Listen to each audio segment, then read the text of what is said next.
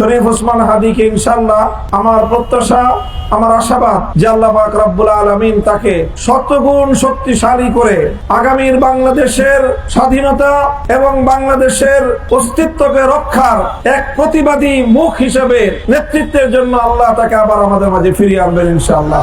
শরীফ ওসমান হাদির উপর যখন গতকাল এই বর্বরচিত কাপুরুষোচিত হামলা হয়, হামলাটি শুধু ওসমান হাদির উপরে হয়নি, হামলা হয়েছে বাংলাদেশের উপর, হামলা হয়েছে বাংলাদেশের স্বাধীনতার উপর, হামলা হয়েছে জুলাই বিপ্লবের উপর।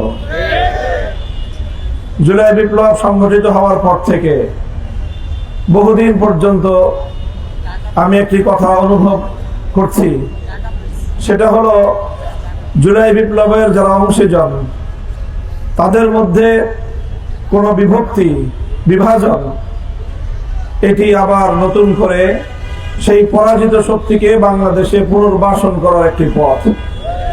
চিৎকার করেছি, অনেক বলেছি, কিন্তু মনে হচ্ছে যে আমরা জুলাই বিপ্লবের অংশীজনদেরকে এই কথাটা বোঝাতে পারি নাই। আমাদের এই চিৎকার চেঁচামেচি ব্যর্থ হয়েছে।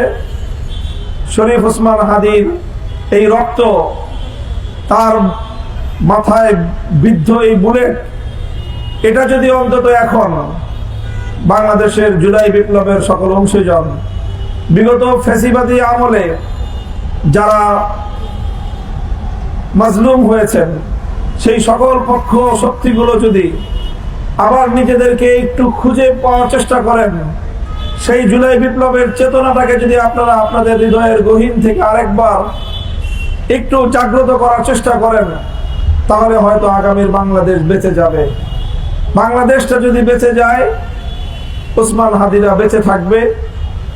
আমরা আশা করি আমাদের এই ভাই শরীফ ওসমান হাদিকে ইনশাআল্লাহ আমার প্রত্যাশা, আমার আশাবাদ যে আল্লাহ পাক রব্বুল আলামিন তাকে শতগুণ শক্তিশালী করে আগামীর বাংলাদেশের স্বাধীনতা এবং বাংলাদেশের অস্তিত্বকে রক্ষার এক প্রতিবাদী মুখ হিসেবে নেতৃত্বের জন্য আল্লাহ তাকে আবার আমাদের মাঝে ফিরিয়ে আনবেন ইনশাআল্লাহ। আমরা কায়মনে মহান রব্বুল আলামিন